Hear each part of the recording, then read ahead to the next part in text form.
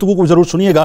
25 برس ظاہری علوم کی تحصیل، پھر 25 برس کی مدت تک مجاہدہ اور ریاضت کی غرض سے عراق کے صحراؤں اور بیابانوں میں رہنے والے غوث اعظم دستگیر رضی اللہ تعالیٰ عنہ فرماتے ہیں کہ اس دوران نہ میں مخلوق کو جانتا تھا اور نہ مجھے وہ جانتے تھے۔ میرے یہاں رجال الغیب آیا کرتے، پھر اللہ تبارک و تعالیٰ کی طرف سے دعوت و تبلیغ اور تربیت اصلاح کا حکم ہوا۔ مجھ پر عمل بالمعروف و نہی عن المنکر کا جذبہ اس قدر غالب ہو گیا کہ میرے لیے خاموش رہنا مشکل ہو گیا۔ ناظرین کرام، ابتدا میں چند افراد آپ کا آواز سنتے تھے، مگر غوث اعظم رضی اللہ تعالیٰ عنہ نے ہار نہ مانی، اور یہ سب لعاب دہان مصطفیٰ صلی اللہ علیہ وآلہ وسلم اور مولا کائنات مولا علی کرم اللہ وجہ الکریم کے لعاب کے فیضان کا ثمرہ تھا کہ اللہ تعالیٰ نے آپ رضی اللہ تعالیٰ عنہ کی مبارک زبان میں بڑی تاثیر رکھی تھی کہ تھوڑے عرصے کے بعد وہ وقت آیا کہ مدرسے کی جگہ تنگ ہو گئی، مدرسے کی توسیع کی گئی، پھر کھلے میدان میں مجلس واعظ کا انعقاد ہونے لگا، لوگ دور دور سے آتے۔ بقول حضور غوث اعظم رضی اللہ تعالیٰ عنہ کے لوگوں کی بھیڑ کا یہ حال ہوتا کہ لوگوں کی تعداد 70,000 تک پہنچ جاتی۔ عشاء کے وقت مجلس سے واعظ ہوتی،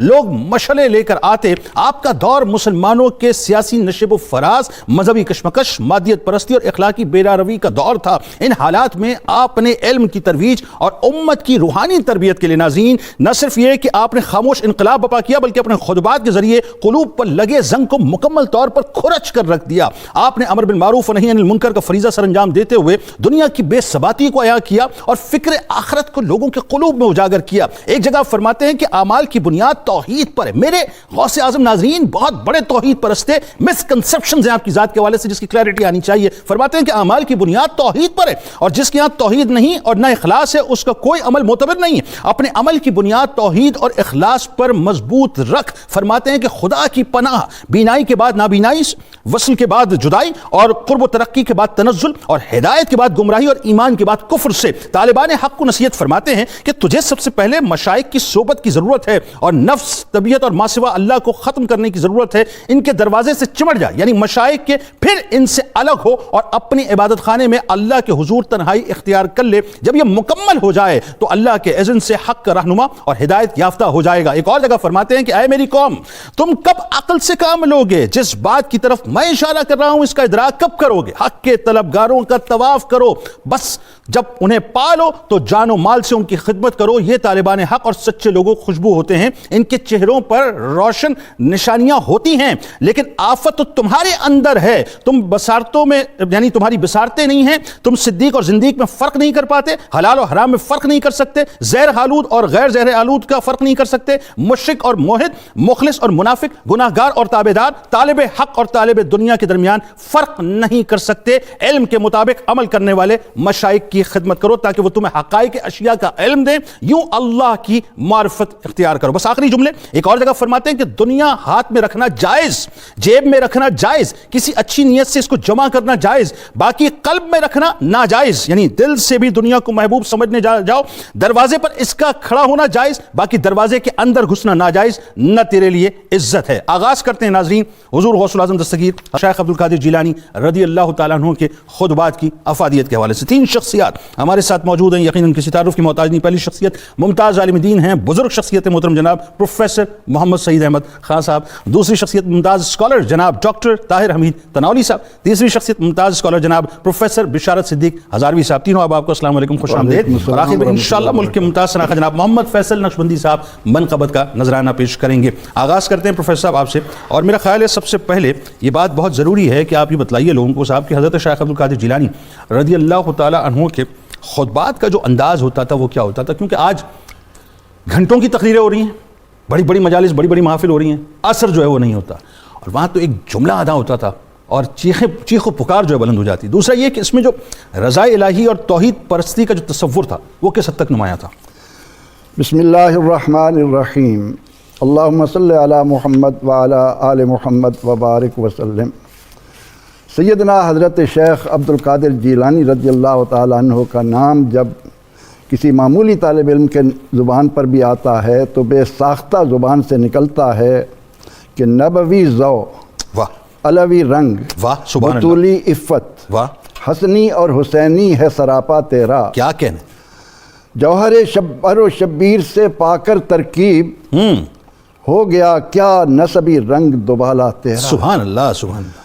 سیدنا حضرت شیخ عبد القادر جیلانی رضی اللہ تعالیٰ عنہ آپ افق نور وحدت کے نیر تاباں، مطلع سر معرفت کے خورشید تاباں، واہ چمن علم و حکمت کے گل خنداں، سبحان اللہ، سپہر عشق و محبت کے بدر فروزاں، بزم شرع محمدی کی رونق، نخل دین متین کے ثمر، دریائے ولایت کے تابدار اور کلزم ذوق و شوق کے شناور۔ سبحان اللہ، کیا کہنا کیا کہنا۔ آپ نے پہلا خطبہ 521 ہجری سے شروع کیا۔ ٹھیک ہے، آپ کے خطبات کے انداز پر گفتگو کرتے ہوئے سب سے پہلے جو بات سامنے آتی ہے کہ یہ وہ زبان ہے جس کے پیچھے اخلاق اور کردار کا ایک مضبوط تنا موجود ہے۔ سبحان اللہ، قطع کلام کی معذرت، 51 برس عمر بنی، اس کا مطلب جی ہاں، یہاں پہ میرا خیال ہے سمجھنے والوں کے لیے بھی بہت ضروری ہے کہ نارملی 51 برس کی عمر میں لوگ ہتھیار ڈال دیتے ہیں زندگی میں کہ اب تو جب جانے کا وقت آ گیا ہے۔ آپ نے جو جتنی جد و جہد مسلسل کی اپنے آپ کو تیار کر 51 برس میں آپ ممبر پہ تشریف لے اس گئے۔ عرصے میں آپ نے جس قدر اللہ جل مجدہ کی محبت، نبی رحمت صلی اللہ علیہ وسلم کی محبت و اتباع اور اپنے کردار و اخلاص پر جو توجہ دی، اس کے نتیجے میں جب ہم اس بات کی طرف آتے ہیں کہ آپ کے خطبات کا انداز کیا تھا، تو وہ اس چھوٹی سی بات سے آپ اندازہ لگائیں کہ ایک قاری قرآن پاک کی آیت تلاوت کرتا ہے، آپ اس کے 1 سے 13 معانی تک آتے ہیں، اس کے بعد جب شروع ہوتے ہیں تو ایک ہی آیت کے 40 معانی بیان کرنے کے بعد فرماتے ہیں اب ہم قال سے حال کی طرف آتے ہیں۔ ٹھیک، اس جملے کا زبان سے نکلنا اور پھر کلمہ طیبہ کے ادا کرتے ہی مجمع پر جس قسم کی کیفیت طاری ہوئی، لوگوں نے بیان کیا تو ہر طرف اللہ کی صدائیں بلند ہونے لگیں۔ تو سیدنا حضرت عبد القادر جیلانی رضی اللہ عنہ کی ذات پاک، چونکہ علم میں آپ مضبوط تھے، علمی طور پر، پھر حکمت کے طور پر، پھر تزکیے کے طور پر، اتنی جد و جہد جس کا آپ نے اشارہ کیا، اپنے آپ کو اس مقام پر پہنچایا کہ آپ کی زبان سے نکلنے والی ایک ایک بات، علماء کہتے ہیں کہ جب آپ نے پہلا خطبہ دیا اس وقت اگرچہ سامعین کی تعداد بہت کم تھی، لیکن اس ایک خطبے نے بغداد کی سرزمین پر جو تہلکہ مچایا اور اس کے بعد لوگوں کے قلوب جس طرح آپ کی طرف کھنچے چلے آئے، وہ تفصیل آپ نے سامعین کو دے دی۔ جہاں تک اس بات کا تعلق ہے کہ سیدنا حضرت شیخ عبد القادر جیلانی رضی اللہ تعالی عنہ نور وحدت کے نیر تاباں جو ٹھہرے، تو آپ نے سب سے پہلے بندے کا تعلق اللہ کے ساتھ اس طرح سے مضبوط بنانے میں صرف کیا جو نبی رحمت صلی اللہ تعالی علیہ وسلم کی تعلیمات کا ایک نچوڑ ہے۔ میں اس بات کو خاص طور پر سننا چاہتا ہوں آپ سے، توحید پرستی کے حوالے سے کتنے بڑے معاہد تھے آپ یہ بتائیے۔ آپ کے خطبات میں توحید پرستی کا نمایاں نظر آتا تھا۔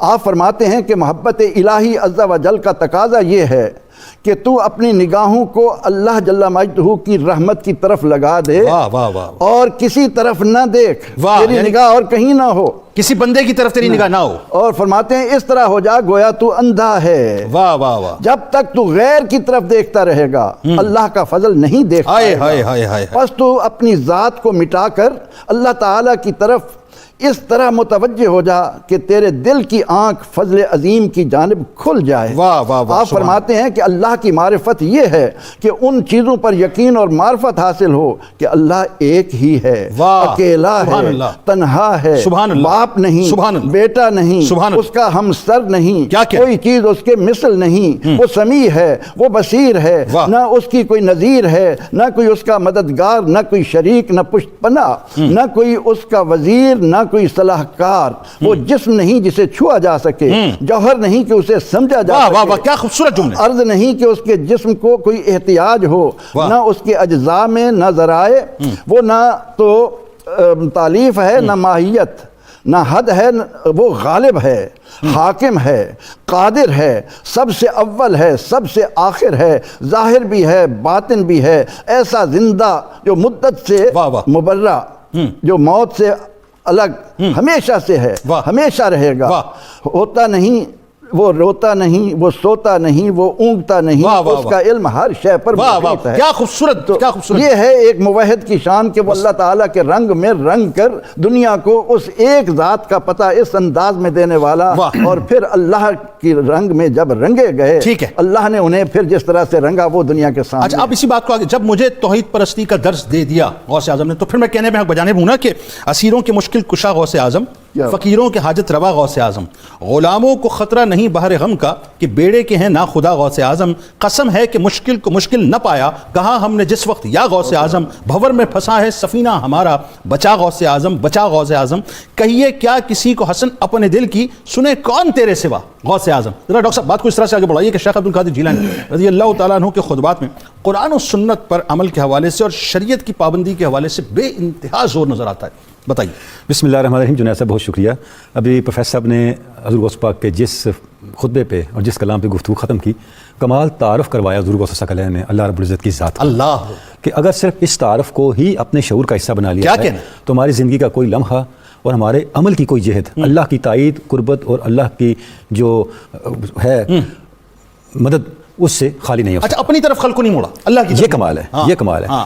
دیکھیں جو کمال ہے حضور غوث ثقلین کا، جس طرف ابھی آپ نے کچھ سوال بھی اٹھایا، آپ نے شریعت اور طریقت کو اکٹھا کیا اور شریعت کو غالب کیا اور طریقت کو شریعت پر عمل کرنے کے لیے تیار ہونے کا ڈسپلن کرا، واہ، یعنی تابع بنایا اس کے۔ آپ دیکھیں انسائکلوپیڈیا بریٹینیکا نے جب حضور غوث ثقلین کا تعارف کروایا تو ایک جملہ لکھا، his achievement as a thinker was to have reconciled the mystical nature of Sufi calling with the sober demands of Islamic law۔ واہ، دو چیزوں کو اکٹھا کر دیا۔ وہ کہتے ہیں جو مسٹیکل نیچر ہے تصوف کی، اس کو شریعت اسلامیہ کی ڈیمانڈز کیا تھیں ان کے ساتھ جوڑ دیا، یعنی کہ ویسٹ بھی اور ایک مغرب کا دیکھنے والا بھی جب حضور غوث ثقلین کی شخصیت کا جامع تعارف کرواتا ہے تو اس کے سامنے یہی تعارف آتا ہے۔ آپ نے شریعت کی تعلیمات کو اور تصوف کی تعلیمات کو اس انداز سے بیان کیا جنید صاحب کہ جب آپ صرف اس کو سمجھتے چلے جاتے ہیں نا تو آپ کے اندر سوائے شریعت کی روح کے اوپر عمل پیرا ہونے کے کچھ بچتا ہی نہیں ہے۔ مثلاً آپ صوفی کا تعارف فرماتے ہیں، فرماتے ہیں صوفی کون ہوتا ہے؟ صوفی وہ ہوتا ہے جو اپنی ناکامی کو اللہ کا مقصد سمجھے۔ کیسی بات آپ نے ارشاد فرمائی؟ دیکھیں جو دیکھیں ہر شخص یہ چاہتا ہے میرا مقصد پورا ہو جائے، مقصد پورا نہیں ہوا، میرا مقصد پورا نہ ہونا اللہ کا مقصد ہے۔ جب میں نے یہ سمجھ لیا تو میری زندگی سے ساری مایوسیاں رخصت ہو گئی۔ یعنی ایک میری چاہت ایک تیری چاہت ہے، ہوگا وہ تیری چاہت ہے۔ سبحان اللہ۔ واہ، تو میں اس پر راضی ہو جاؤں جو تیری میری چاہت ہے۔ ساری مایوسیاں ختم ہو گئی کیونکہ اللہ کا مقصد کبھی غلط نہیں ہو سکتا۔ واہ واہ واہ واہ، کیا اللہ کا مقصد کبھی ناکامی کی طرف لے جانے والا نہیں ہو واہ سکتا۔ واہ واہ، سبحان اللہ کا مقصد آپ کو محروم کرنے کے لیے نہیں ہو سکتا، وہ عطا ہی عطا ہے، وہ رحمت ہی رحمت ہے۔ جب آپ نے اس کانسیپٹ کو سمجھ لیا تو آپ کی ساری زندگی رجائیت میں چلی گئی۔ بلکہ مولا کائنات کی قول اگر میں غلط نہیں ہوں کم بیشی اللہ معاف فرمائے کہ اس میں یہ کہ مطلب جب مجھے میرا من چاہا ملتا ہے تو میں خوش ہوتا ہوں، جب نہیں ملتا تو اس سے زیادہ خوش ہوتا ہوں، سبحان اللہ، کیونکہ پھر وہ میرے رب کی چاہت ہو جاتی ہے۔ سبحان اللہ۔ اچھا اب جو تربیت کا نظام آپ نے قائم کیا، آپ فتح ربانی کو دیکھیں، آپ کے خطبات ہیں، آپ فتوح الغیب کو دیکھیں، آپ کے مقالات ہیں، پہلا خطبہ اور پہلا مقالہ ایک چیز بیان کرتا ہے، فرماتے ہیں ہے میرے وابستہ غلام، ہے میرے ساتھ وابستہ میرے محب، تو نے 3 کام کرنے ہیں۔ ہاں، وہ کیا کرنے؟ اگر تو یہ 3 کام کر لے تو پھر تو میرے طریقے پہ ہے۔ ٹھیک ہے۔ دوسرے لفظ میں تو طریقہ قادریہ پہ ہے۔ وہ کیا ہے؟ سب سے پہلے تو نے یہ کرنا ہے اوامر کی پابندی کرنی ہے، ٹھیک ہے، جو اللہ نے حکم دیا ہے، حکم دیا جتنے فرائض ہیں جتنے کام اس کو آپ اپنے اوپر لازم کراتے ہیں۔ ٹھیک ہے۔ دوسرا تو نے یہ کرنا ہے نواہی سے بچنا ہے، واہ، جس سے اللہ نے روکا اس سے بچنا ہے، بچ جا، ٹھیک ہے۔ اور تیسرا کیا ہے؟ اللہ کی رضا پہ راضی رہنا، یعنی ڈوز کا ایریا بتایا، ڈونٹس کا ایریا بتایا، اور اس کے بعد ارتقاء کا راستہ دیا۔ واہ واہ واہ واہ، جب آپ نے ڈوز اور ڈونٹس کو اڈاپٹ کر لیا تو آپ کا ارتقاء شروع ہو گیا۔ کیا کہنا؟ اس کا کلائمیکس کیا ہے؟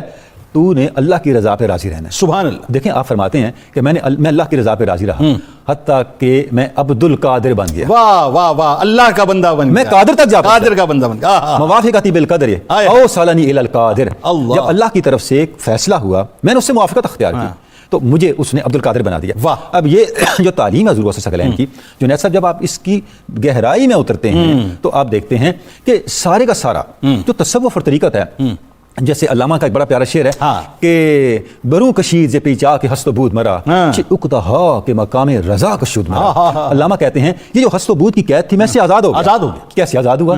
میرا ہر عقدہ صرف اللہ کی رضا پہ سر تسلیم خام کرنے سے کھلا، سبحان، اور یہی سلسلہ قادریہ ہے۔ اسی علامہ کہتے ہیں میں سلسلہ قادریہ میں بیعت ہوں، علامہ نے خود صحیح سلمان ندوی کا نام لکھا۔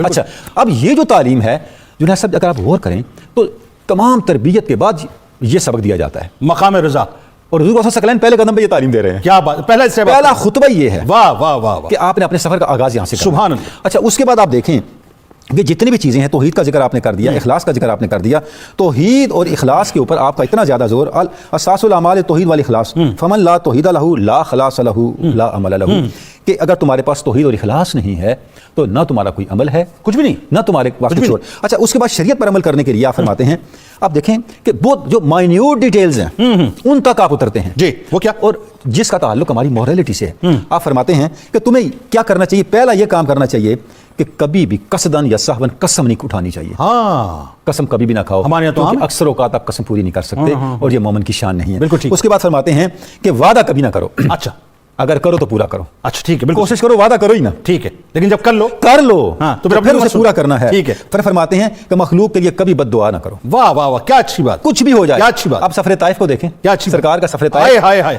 ہم جنید صاحب یا مسلمان حضور کے طائف میں بد دعا نہ کرنے کی وجہ سے ہیں۔ ہائے ہائے ہائے، کیا اچھا جملہ جی، سبحان محمد بن اللہ، قاسم بنو ثقیف سے ہے۔ سبحان اللہ سبحان اللہ سبحان اللہ سبحان آپ نے فرمایا، اور وہی محمد بن قاسم، یہی واہ واہ، دیکھیں میں کہہ رہا ہوں ہم مسلمان کیا اچھی بات ہے کہ حضور نے بد دعا نہیں فرمائی طائف میں۔ اللہ اللہ اللہ، حضرت شیخ عبد القادر جیلانی فرما رہے ہیں بد دعا کسی کو نہ دو، واہ واہ، تمہیں نہیں پتا تم پورے بڑے صغیر کو سمیٹ دیا آپ نے ایک جملے میں، سبحان واہ اللہ، واہ، تم بد دعا دے کے کر کیا رہے ہو؟ کیا جنید صاحب جب ایک شخص بد دعا دیتا ہے آپ کے پاس ایک طاقت ہے، اللہ نے آپ کو طاقت دی ہوئی ہے، مظلوم کی دعا آسمان تک پہنچتی، آپ بد دعا نہیں دیتے، آپ نے اپنی اس طاقت کو پریزرو کر لیا، سبحان اللہ، محفوظ کر سبحان لیا۔ اللہ، جب آپ اس کو دوسری جگہ استعمال کریں گے اللہ آپ کو کبھی بھی بالکل بے ٹھیک، منزل نہیں چھوڑے گا۔ ٹھیک۔ پھر فرماتے ہیں کہ اپنے اعضاء کو ظاہری اور باطنی گناہوں سے پاک کر رکھو، لو، صحیح۔ مخلوق سے تباہ نہ رکھو، جھوٹ نہ بولو، مخلوق کو ایذا نہ دو، اہل قبلہ کو کفر، اس کے اوپر کفر کا فتویٰ نہ دو۔ ٹھیک۔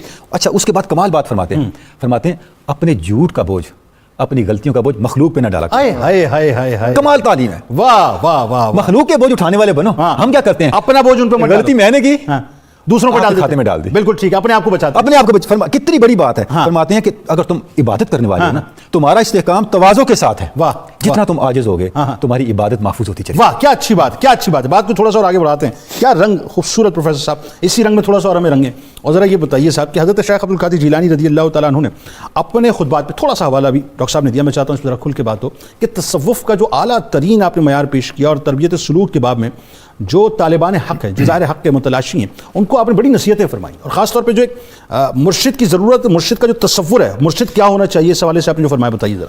بسم اللہ الرحمن الرحیم، والصلاة والسلام علی سید الانبیاء والمرسلین۔ جنید بھئی، آج جس شخصیت کا ہم ذکر کر رہے ہیں، حضرت غوث اعظم سیدنا شیخ عبد القادر جیلانی رحمۃ اللہ علیہ، ان کی پوری زندگی اصلاح امت کے لیے گزری اور جو سالکین راہ سلوک تھے ان کی تربیت کرتے ہوئے گزری۔ حضرت غوث اعظم شیخ عبد القادر جیلانی نے اس راستے میں نہ کسی حاکم کی قوت کی پرواہ کی اور نہ کسی طاقتور کی تنبیہ کی پرواہ کی۔ آپ نے جس خامی کو دیکھا کسی بھی طبقے کے اندر برسر منبر مخالف قوت کو آپ نے للکارا اور ان کی اصلاح کا فریضہ سر انجام دیا۔ الفتح الربانی کے اندر ایک عبارت ہے جس سے یہ پتہ چلتا ہے کہ حضرت غوث اعظم شیخ عبد القادر جیلانی کو لوگوں کی اصلاح کا کس قدر درد اور شوق تھا۔ آپ فرماتے ہیں، اے لوگو، جناب رسول اللہ صلی اللہ علیہ وسلم کے دین کی دیواریں گر رہی ہیں اور اس کی بنیادیں ہل رہی ہیں، اہل زمین آؤ، جو گر گیا ہے اسے مضبوط کریں، جو ڈہ گیا ہے اس کو درست کریں، یہ کام ایک سے پورا نہیں ہوتا، آؤ سب مل کر یہ کریں، اے سورج، اے چاند، اے دن، تم سب آؤ دین اسلام کو مضبوط یہ کرتے محی الدین ہی کہہ سکتا ہے، جی بالکل، یعنی اس سے وہ جو آپ کا درد تھا اس کو محسوس کریں اصلاح امت کا۔ پھر آپ نے جو تصوف کا تصور پیش کیا ہے، آپ نے تصوف کو صرف الفاظ اور رسومات تک محدود نہیں کیا، ٹھیک ہے، آپ نے جو تصوف کا بنیادی مقصد بیان کیا وہ یہ ہے کہ نیابت خداوندی کا جو مقام انسان کو ملا ہے، انسان کو اس منزل تک پہنچانا ہے، اس مقام تک پہنچانا ہے۔ اسی لیے آپ نے کثرت عبادات سے پہلے وہ تین چیزیں جو ڈاکٹر صاحب نے بیان کی ان پر زور دیا۔ پھر آپ نے تصوف کا ایک اور تصور پیش کیا، وہ کیا؟ آپ فرماتے ہیں کہ تصوف کے اندر ترک دنیا تو ہے، مخلوق خدا سے تعلق توڑنا نہیں۔ واہ واہ، سبحان اللہ، دنیا سے تعلق توڑو لیکن مخلوق خدا سے تعلق نہ توڑو۔ اس کی وجہ آپ نے کیا بیان کی؟ آپ فرماتے ہیں کہ اس لیے کہ تصوف کے اندر درجات عالیہ تک پہنچنے کا راستہ وہ مخلوق خدا کی خدمت۔ یہی وجہ فرماتے ہیں کہ پورا خزانہ اگر دنیا کا مل جائے تو مخلوق کو کھانا کھلانے میں لگا دوں۔ آپ دیکھیے کہ اس سے بہتر راستہ اور طریقہ اور تعلق کوئی ہو نہیں سکتا مخلوق سے۔ جو 11ویں شریف ہے اس کا پس منظر کیا ہے؟ ٹھیک ہے، 300 اعمال کے اندر آپ فرماتے ہیں میں نے ان کو چھان بین کر دیکھا ہے، الٹ پلٹ کر دیکھا، کون سا عمل اللہ کے قریب کرتا ہے، مجھے یہ عمل ملا کہ اللہ کی مخلوق کو کھانا کھلایا جائے۔ آپ فرماتے ہیں تصوف کے اندر اگر بلند مقام چاہتے ہو وہ مخلوق خدا کی خدمت وہ راستہ ہے جو تصوف کے درجات عالیہ، یعنی کوئی دروازے پہ آ جائے تو نہ نہیں کرنا۔ جی بالکل، اس لیے آپ فرماتے ہیں کہ دو باتیں مجھے بہت پسند ہیں، حسن سلوک اور اللہ کی مخلوق کو کھانا کھلانا۔ آپ کا یہ طریقہ تھا کہ جب آپ کسی سفر میں تشریف لے جاتے، بستی میں سٹے کرتے، قیام کرتے، تو آپ اپنے مریدین سے فرماتے کہ یہ پتہ کرو سب سے غریب آدمی اس بستی میں کون رہتا ہے، اس کے گھر میں جا کر آپ قیام کرتے. اس کی وجہ کیا تھی کہ جس جگہ آپ قیام کرتے لوگ نذرانے لے کر آتے، سونا چاندی لاتے، جانور لاتے، قیمتی لباس لاتے، آپ وہ قبول فرماتے، لیکن جاتے ہوئے وہ جو غریب آدمی میزبان تھا سب کچھ اس کو دے دیتے. بلکہ اپنے پردے کے وقت اپنے صاحبزادے کو جو نصیحت فرمائی تھی، کم و بیش اس کے جملے مجھے کچھ یاد آ رہے ہیں کہ جب بھی بادشاہ نے وقت سے ملنا تو جاؤ حشمت کے ساتھ ملنا، اور کسی فقیر سے اور غریب سے ملنا تو عاجزی کے ساتھ ملنا. بالکل. اچھا پھر وہاں دیکھیے کہ سالکین راہ سلوک کی تربیت آپ کیسے فرما رہے ہیں. آپ اپنے خدام اور خلفاء سے فرماتے کہ میرا طریقہ تو یہی ہے کہ جو مجھے ملتا ہے میں وہ اپنے میزبان کو دیتا ہوں، تمہارا طریقہ کیا ہے؟ تو وہ فوراً عرض کرتے کہ ہم تو آپ کے مرید ہیں اور آپ سے ہم نے تربیت پائی ہے، تو وہ جو کچھ نذرانہ ملتا وہ اس غریب میزبان کے حوالے کر دیتے. آپ فرماتے ہیں یہ تصوف کی اصل روح ہے. پھر آپ نے جو تصوف کا تصور پیش کیا اس تصوف میں شریعت کے تابع تصوف دکھایا ہے. آپ فرماتے ہیں شریعت جس حقیقت کی گواہی نہ دے وہ زندگیت ہے، اپنے رب کی بارگاہ کی طرف کتاب و سنت کے دو پروں کے ساتھ آؤ اور دو پروں کے ساتھ پرواز کرو، اپنا ہاتھ رسول اللہ صلی اللہ علیہ وسلم کے ہاتھ میں دے کر پھر اللہ کی بارگاہ میں حاضر. اور بیعت کی کس قدر اہمیت آپ نے بیان کی، مرشد کی ضرورت اور صحبت صالحین کی مرشد وہ بھی کیسے ذرا یہ بھی ضرور بتائیے. آپ فرماتے ہیں کہ اے لوگو دعوت حق قبول کرو، بے شک میں داعی اللہ ہوں، اور یہ سمجھنے والی بات ہے آج کے دور میں داعی اللہ ہوں، تم کو اللہ کے دروازے اور اس کی اطاعت کی طرف بلاتا ہوں. اب دیکھیے آگے جو جملہ ہے، آپ فرماتے ہیں منافق وہ ہے جو اللہ کی طرف نہیں بلاتا، اپنی ذات کی طرف بلاتا ہے، مخلوق کو اپنے نفس کی طرف بلاتا ہے. پھر آپ فرماتے ہیں اے بیٹے تم آخرت سے فارغ اور دنیا سے بھرے ہوئے ہو، مجھے تمہارا حال اور تمہارا صالحین سے جدائی یہ غم میں ڈال رہی ہے کہ تم صالحین کے پاس کیوں نہیں جاتے. پھر فرماتے ہیں مجھے تمہارا اولیاء سے مستغنی ہو جانا یہ تشویش میں مبتلا کر رہا ہے. کیا تم نہیں جانتے جس نے اپنی رائے کو سب کچھ سمجھا وہ بھٹک گیا، وہ راہ راست سے ہٹ گیا. یعنی مرشد کی ضرورت ہے. جی بالکل. اس اہمیت آپ زور دے رہے ہیں کہ صحبت صالحین کو اختیار کرو، اور وہاں بھی اپنی ذات کی طرف نہیں بلا رہے، اپنے نفس کی طرف نہیں، بلکہ فرمایا کہ کوئی صالح ہے، اللہ والا ہے، اس کی مجلس کو اختیار کرو، کیونکہ جو اپنی رائے کو سب کچھ کہتا ہے وہ جلد گمراہ. دو باتیں اس میں مختصراً، ایک تو یہ کہ جو مقام آپ کا کہ آپ کا قدم تمام اولیاء کی گردنوں پر، آپ نے یہ نہیں فرمایا کہ میری طرف آؤ، ہے نا، یعنی عاجزی کا عالم یہ ہے کہ بس صالحین کی طرف جاؤ، جو بھی تمہیں دروازہ مل جائے لیکن حق کا دروازہ ہونا چاہیے. اور دوسرا آپ نے یہ فرمایا کہ جو صالحین ہیں ان سے تعلق نہ توڑو. ایسا ہی ہے؟ جی بالکل ایسا ہی. یعنی اچھا یہ بھی جملہ آپ کا کہیں ملتا ہے کہ جس کا کوئی پیر نہیں، کچھ اس طرح کی بات، مطلب کہ یہ اولیاء میں سے کسی کا جملہ ہے جس کا کوئی پیر نہیں، اس کا پیر شیطان ہوتا ہے، بالکل گمراہ ہو جاتا ہے. سلطان باہو نے اس کو. اچھا سلطان باہو رحمۃ اللہ علیہ کا جو ٹھیک ہے، بالکل صحیح. ناظرین کرام ہمارے ساتھ رہیں، یہ ہیں حضرت شیخ عبد القادر جیلانی رضی اللہ تعالیٰ عنہ. اور آج خاص طور پہ جو نوجوان نسل ہے اس کو تو سمجھ میں آنا چاہیے کہ کتنا بڑا اثاثہ اور سرمایہ ہیں، اور ہم ادھر ادھر جو ڈسٹریکٹ ہوتے ہیں ہمیں ڈسٹریکٹ نہیں ہونا چاہیے. ان کی حیات طیبہ کو صاحب پہلے پڑھیں سمجھیں، پھر آپ کو پتہ چلے گا حضور غوث العظم دستگیر حضرت شیخ عبد القادر جیلانی رضی اللہ تعالیٰ عنہ ہیں کیا. یعنی شیخ نے جواب دیا قرب الہی کے لیے ایک ابتدا ہے اور ایک انتہا ہے. اس کی ابتدا پرہیزگاری ہے اور اس کی انتہا تسلیم و رضا اور توکل ہے. کتنا آسان فارمولا ہے ناظرین کہ اللہ کا قرب چاہیے تو ابتدا پرہیزگاری سے کر لیں اور انتہا اللہ پر توکل پہ کریں، اللہ کا قرب نصیب ہو جائے گا. ایک اور بات دعا کے حوالے سے فرماتے ہیں حضرت شیخ عبد القادر جیلانی رضی اللہ تعالیٰ عنہ، جب اللہ تعالیٰ اپنے بندے کی کوئی دعا قبول فرماتا ہے اور جو چیز بندے نے اللہ تعالیٰ سے طلب کی اور اللہ نے بندے کو عطا کر دی تو اس سے ارادہ خداوندی میں کوئی فرق نہیں آتا، کیونکہ بندے کا سوال رب تعالیٰ کے ارادے کے موافق ہوتا ہے اس لیے قبول ہو جاتا ہے. اور روز ازل سے اللہ تعالیٰ نے بندے کے لیے جو چیز مقدر میں لکھی ہوئی ہوتی ہے وقت مقرر پر بندے کو مل جاتی ہے. یعنی ارادہ خداوندی تھا، دعا کے لیے ہاتھ اٹھائے، وقت آ چکا تھا، اللہ تعالیٰ نے عطا کر دیا. دو باتیں میں نے آپ سے عرض کی ہیں ناظرین، ایک اللہ کی رضا کو حاصل کر لیجئے، اس پر توکل کر لیجئے، اور جب ہاتھ اٹھائیں تو اس تیقن کے ساتھ کہ اس نے لکھ دیا ہے وہ ہونا ہے انشاءاللہ. بات آگے بڑھاتے ہیں صاحب.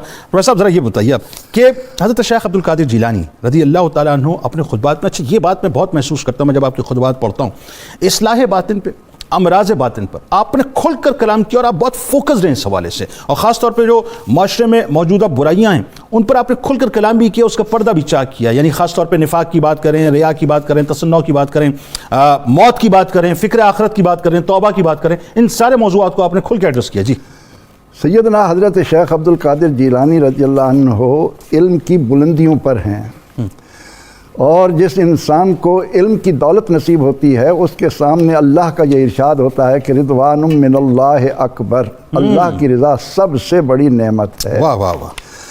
جب انسان اللہ کی رضا کو اپنا مقصود بنا لیتا ہے تو پھر سیدنا شیخ عبد القادر جیلانی رضی اللہ عنہ جیسا انسان اپنے ایک ایک کلمے سے، اپنی ایک ایک بات سے، اپنے ایک ایک قدم سے لوگوں کی اصلاح کرتا چلا جاتا ہے۔ سبحان اللہ۔ آپ کی پوری انسانیت کی اس وقت جو فتنہ و فساد تھا اس کی نبض پر ہاتھ تھا، اور آپ نے عملی طور پر، اب ہم دیکھتے ہیں کہ آپ خطبہ ارشاد فرما رہے ہیں، اسی دوران ایک آدمی آتا ہے کہ جی آپ کا فلاں تجارتی جہاز ڈوبنے لگا ہے، آپ فرماتے ہیں الحمدللہ۔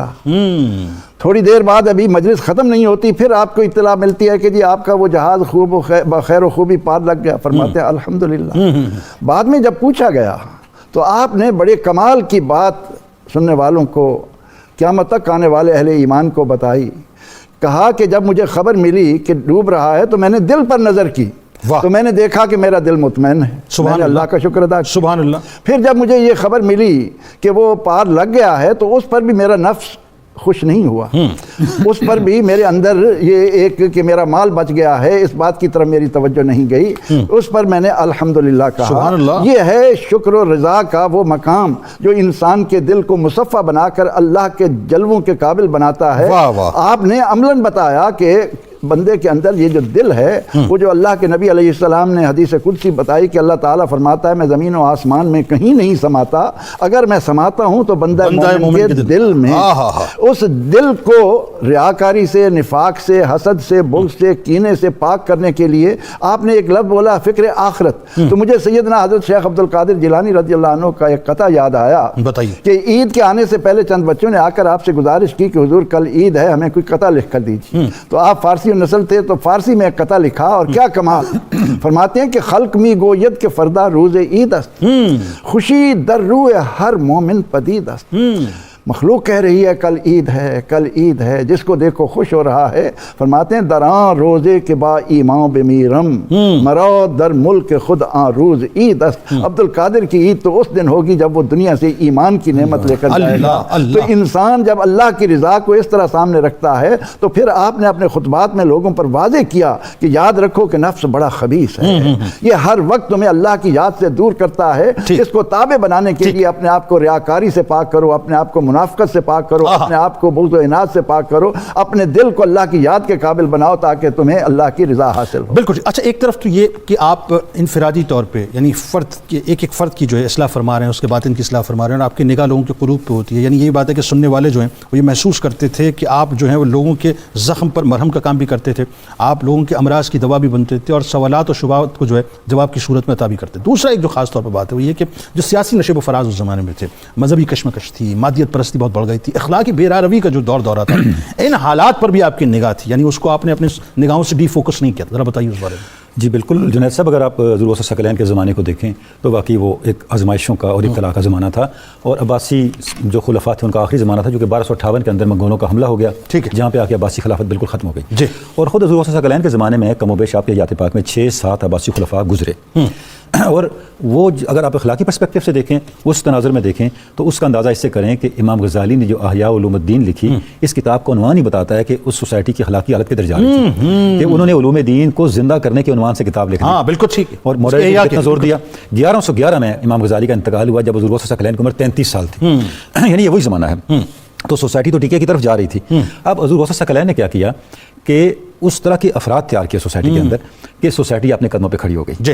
اور جب 1258 میں منگولوں کا حملہ ہوا تو جس چیز نے اسلامی سوسائٹی کو آگے تسلسل دیا وہ صرف اس کے ان لوگوں کا کریکٹر تھا جو حضور غوث ثقلین کی تربیت یافتہ تھے۔ واہ واہ واہ۔ صلیبی جنگوں میں آپ دیکھیں حضور غوث ثقلین کی تربیت یافتہ لوگ بالکل ٹھیک ہے، تو ہر سطح کے اندر حضور غوث ثقلین کا جو اثر تھا، آپ نے جو موریلٹی کے اوپر سوسائٹی کو کھڑا کیا تھا وہ زندہ تھا، اور اس کی طاقت نے اس سیاسی ماحول کے اندر بھی اور اخلاقی ماحول کے اندر بھی اس حد تک کیا کہ آپ دیکھیں آپ کی حیات پاک کا جو آخری خلیفہ تھا عباسی، وہ المستنجد باللہ تھا، ٹھیک ہے، جس کے بارے میں ابن جوزی نے لکھا کہ وہ اتنا زیادہ آپ کی صحبت کی وجہ سے اتنا اصلاح پذیر ہو گیا تھا کہ اس نے مخلوق خدا پہ پہلے ہونے والے ظالمانہ قوانین کو معطل کیا، یعنی آپ نے ون مین آرمی کا کردار ادا کیا، دوسرے ٹیکس کو ختم کیا، ناجائز ٹیکس جو پہلے سے چلے آ رہے تھے ان کو ختم کیا، کیونکہ مستنجد باللہ اکثر آپ کی بارگاہ میں آتا تھا اور آپ فرماتے تھے کہ مخلوق خدا پہ ظلم نہ کرو، اس کی گرفت، اور خطبات کے اندر بھی آپ کے یہ بڑا واضح ملتا ہے، آپ حکمرانوں کو مخاطب کر کے فرماتے تھے کہ آپ لوگ اپنی اصلاح کرو، یعنی آپ کی تعلیمات نے جہاں طالبان حق کو راستہ دیا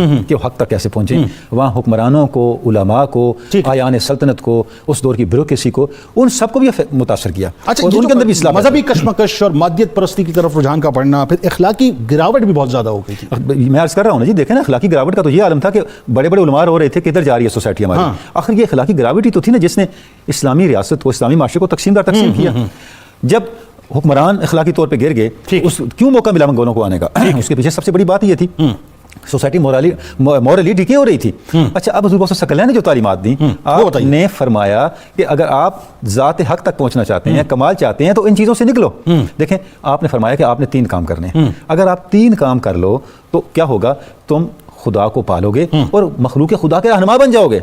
سب سے پہلے کیا ہے؟ تو مخلوق کو اپنے اوپر حاوی نہ کرو، مخلوق کی رضا جوئی چھوڑ دو، اپنے نفس کی رضا جوئی چھوڑ دو، اپنی آرزو کی رضا کو پورا کرنے کے بجائے اللہ کی طلب کو غالب کرو، فتکون کبریتا احمرا، تو تم کبریت احمر بن جاؤ گے جو مٹی کو سونا بنا دیتا ہے۔ ٹھیک ہے، بات آگے بڑھاتے ہیں۔ اور پروفیسر صاحب آخر میں اب ذرا ایک خاص طور پہ جو آخر میں سم اپ کرتے ہوئے آپ رضی اللہ تعالیٰ عنہ بڑی جرت اور قوت ایمانی سے، جو تھوڑا سا تذکرہ بھی ڈاکٹر صاحب نے کیا ہے، حکام اور عمرا کی جو غیر منصفانہ طرز عمل تھا، آپ اپنے خطبات میں ببانگ دہل اس پہ تنقید فرمایا کرتے تھے اور ان کی اصلاح فرمایا کرتے تھے، اور آپ خیال اس بات کا بالکل نہیں رکھتے تھے کہ میرے سامنے کون ہے۔ نیز عراق اور عرب دنیا میں خاص طور پہ اس وقت جو یونانی فلسفے نے ایک یوں سمجھ لیجیے کہ منفی اثرات چھوڑے تھے۔ اب دیکھیے حضور غوث الثقلین تشریف لاتے ہیں بغداد شریف میں، تو عین اسی وقت بغداد شریف کو امام غزالی علیہ الرحمہ چھوڑ کے جاتے ہیں۔ یہ اللہ کا ایک نظام تھا ظاہر ہے۔ اچھا، فتنوں سے مسلمانوں کو کیسے نکالا، کیا آپ نے تحریک بپا کی، وہ ذرا بتائیے۔ جی جنید بھائی، حضرت غوث اعظم شیخ عبد القادر جیلانی رحمۃ اللہ علیہ کی ذات کو ہم اس حوالے سے بھی دیکھتے ہیں کہ جب آپ اپنی عملی زندگی کا آغاز کرتے ہیں تو چاروں طرف سے فتنے ہیں، بالکل، یعنی علماء کے حوالے سے بھی، عمراء کے حوالے سے بھی، پیچھے یونانی فلسفہ ہے، معتزلہ ہیں، فرقہ باطنیہ ہے، یہ بہت سے فتنے آپ کے سامنے تھے۔ ایک جملے میں وضاحت بھی کر دیتا کہ لوگ سمجھ آئے کہ کتنا عظیم کام آپ نے خطبات کے ذریعے سے بھی کیا۔ عمراء کی جو آپ نے اصلاح کی ہے، برسر ممبر آپ نے ان کو للکارا اور ان کی خامیوں کی نشاندہی کی، اور اس معاملے میں کسی مصلحت کے آپ روادار نہیں تھے۔ مثلاً آپ دیکھیے کہ خلیفہ وقت نے ابو وفا یحییٰ بن سعید کو منصب قضا پر فائز کیا، یہ وہ شخص تھا جو ابن الظالم کے لقب سے مشہور تھا۔ تو جب آپ کو یہ بات پتہ چلی تو آپ نے خطبہ دیا، اور خطبے کے جو الفاظ ہیں ان سے آپ کی جرت کا اندازہ ہوتا ہے۔ آپ نے فرمایا کہ اے خلیفہ وقت، تم نے مسلمانوں پر ایسے شخص کو حاکم بنایا ہے جو اظلم الظالمین ہے، کل قیامت کے دن رب العالمین کو کیا جواب دو گے جو ارحم الراحمین۔ کیا جملے کی بنیاد بھی کتنی ہے، جرت آپ دیکھیں، اور کس جرت کے ساتھ آپ نے للکارا۔ اس کا نتیجہ یہ ہوا، یہ بات جب خلیفہ وقت کو پہنچی تو اس نے فوراً ابو وفا یحییٰ بن سعید کو عہدہ قضا سے معزول کر دیا۔